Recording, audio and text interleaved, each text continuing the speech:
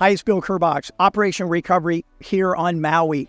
You know, if you told me 30 days ago that I'd be here trying to bring the benefit to the survivors and the victim of the Lahaina fire, I wouldn't have believed you. I had the opportunity with my partner Lance Strump during the Malibu fires to do a lot of different things to help the victims. Well, over here, it's a totally different game. We realized the strongest and most important thing we could do with our 501c3 was to help rebuild the economy. And that meant one thing, bringing back tourists and visitors.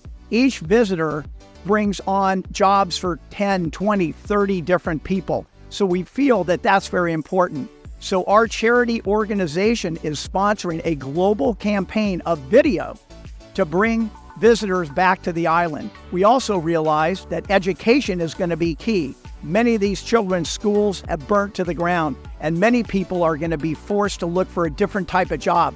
So we're going to be training these people with how to use AI, video, entrepreneurship, social media. So we ask, please support Operation Recovery Maui and help us help the people of Maui. Thanks for watching.